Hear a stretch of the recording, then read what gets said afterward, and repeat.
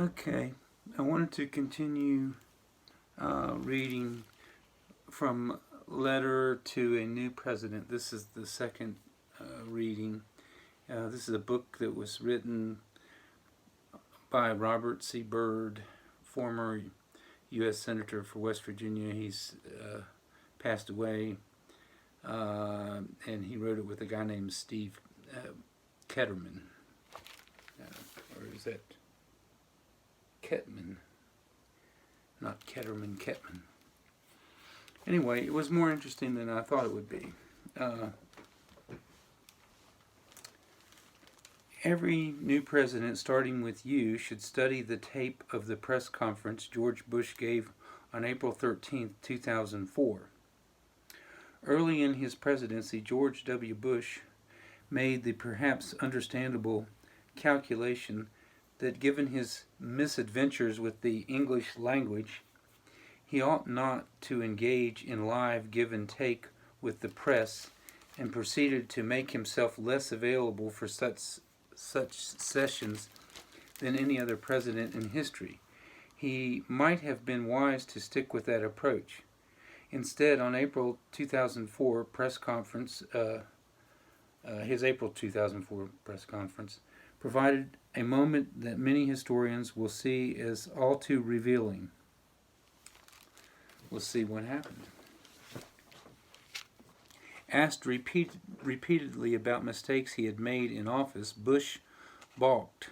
He had no answer for the question, as if he had never acknowledged to himself that he had made a mistake, or therefore had never learned from his own missteps and false moves. After 9/11, what would your biggest mistake be, would you say? And what lessons have you learned from it? Bush was asked by a reporter. I wish you would have given me this written question ahead of time so I could plan for it, Bush said. And for some reason, most likely nervousness, some of the reporters actually laughed. John, I'm sure historians will look back and say, gosh, he could have done it better this way or that way, Bush continued. And you got to remember that they're asking him about 9/11, and everybody knows what 9/11 was, when they crashed the airplanes into the World Trade Centers in New York City, killing 3,000 or so civilian people. John, I'm sure historians will look back and say, gosh, he could have done it better this way or that way, Bush continued, giving every indication of acting as if he were being forced to reply to an unfair trick question. You know, I'm sure something will pop into my head here in the midst of this press conference with all the pressure of trying to come up with an answer, but it hadn't yet. That's a weird answer. For some, I suppose the president's palpable awkwardness and unease in that moment came across as endearing human frailty. Now, you know what palpable means. It means like you could taste it or something. I beg to differ. The office of the president demands certain standards of honesty and articulateness, and I would submit that a president who is unable to learn from his or her own mistakes and then to articulate for a curious public what he or she has learned is not prepared for that office. So Senator Byrd was saying that W. Bush, this is the second Bush, the younger one, that he wasn't prepared for office. The public grows weary of perpetually being spoon-fed images of a grinning president greeting grinning supporters and talking incessantly about how great everything and everyone is. Leading a great country demands a deeper level of discourse, and it also demands a president able to use the mass media to make that discourse understandable to large numbers of people. The power of the bully pulpit must also be balanced by a deep regard for the manner in which it is used.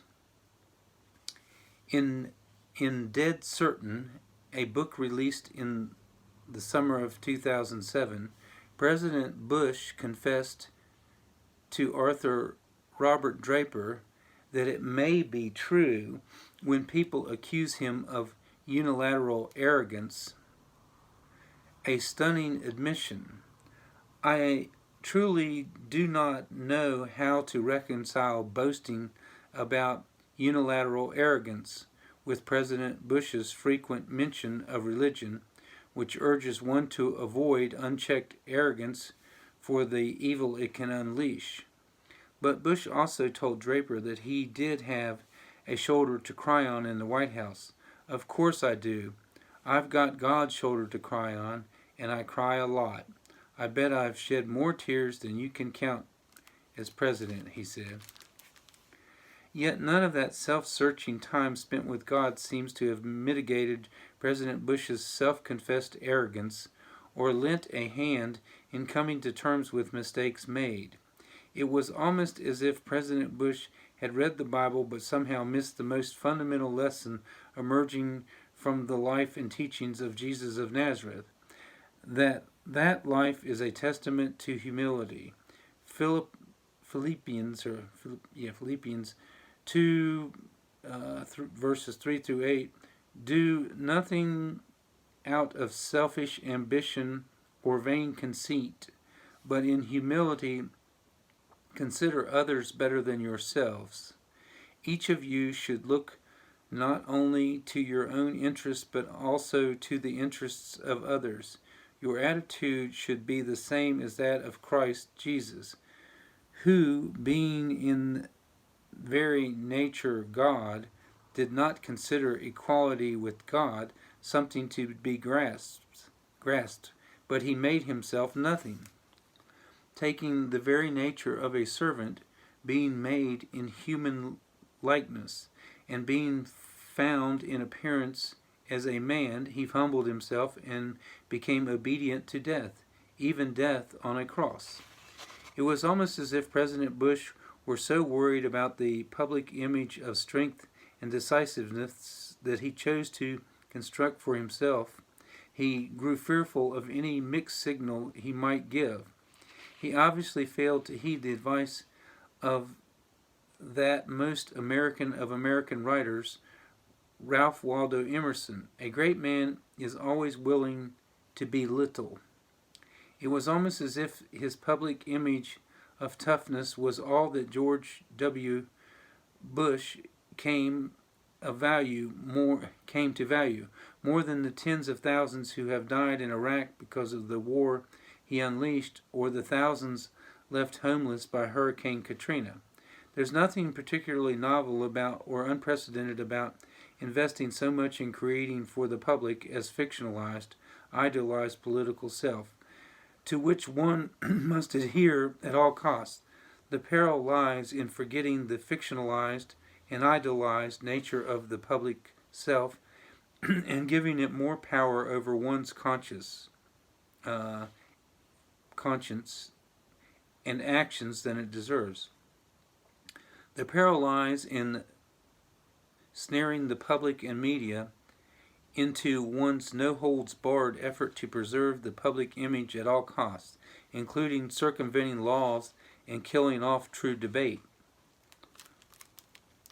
So it's a strong warning that Byrd was making about arrogance, and he's using the person who was president at the time that he wrote the book as he's kind of being hard on him, and of course you got to remember that after the person that's actually going to be the president when this book came out was Barack Obama. So it's really like heartfelt advice to Barack Obama. It's kind of interesting, I think.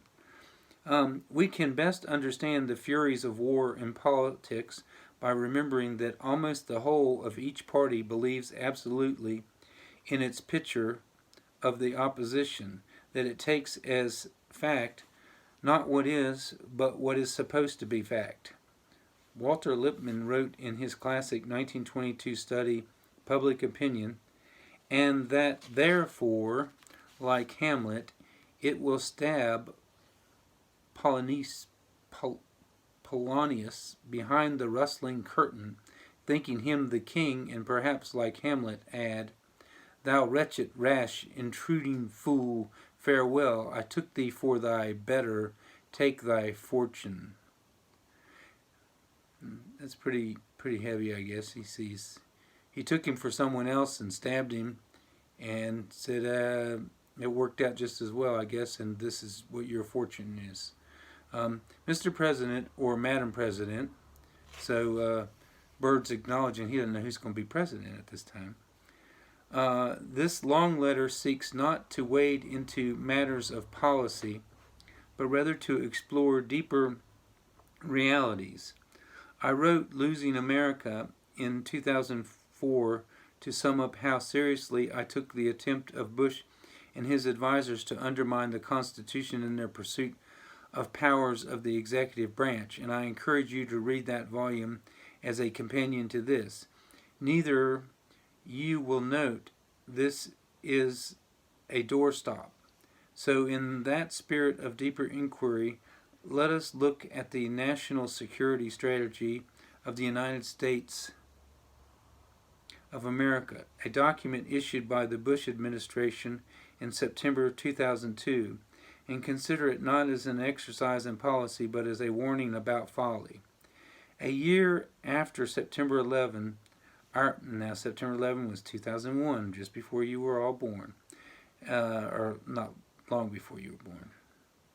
A year after September 11, our nation and its leaders were challenged to update strategic thinking and to grapple with the difficult choices that would come after the Afghanistan campaign.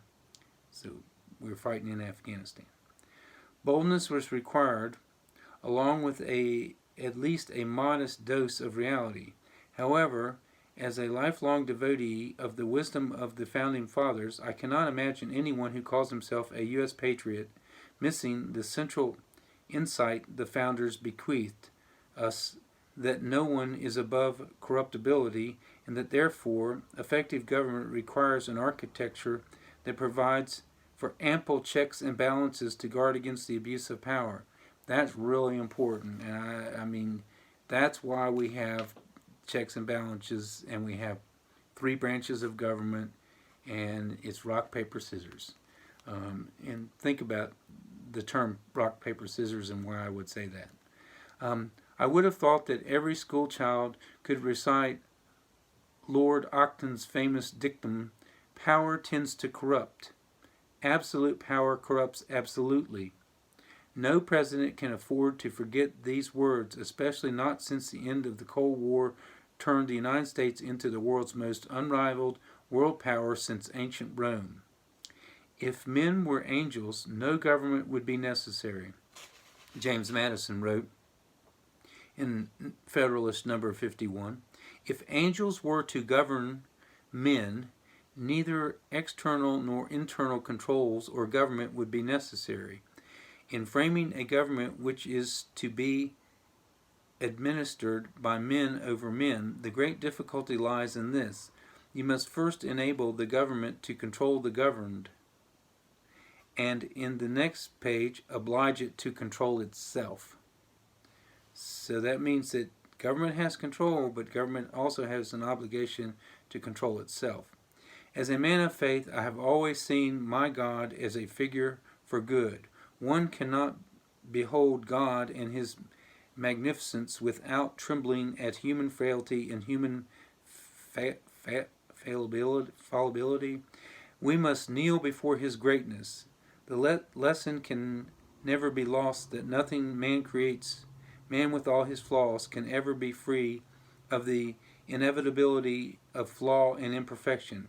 Yet some of the Bush 43 administration seemed to use faith as an excuse for believing they were on a divine crusade.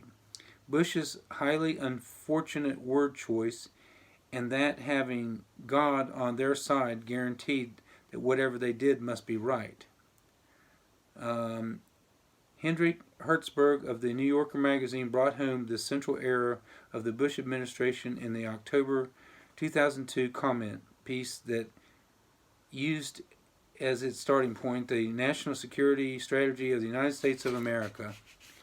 Hertzberg, a one-time Newsweek correspondent who went on to write speeches for President Carter, noted that the sort of regime the Bush administration seemed to be extolling was in essence a police state. The Bush doctrine's answer to his objection is essentially this: "Hey, we're the good guys," Hertzberg correctly pointed out. Okay, I've been talking for 15 minutes. I gotta stop. I'll read again, maybe tomorrow, maybe the next day, but we'll keep on with this book, and we'll see if we can make it through it before the end of the school year.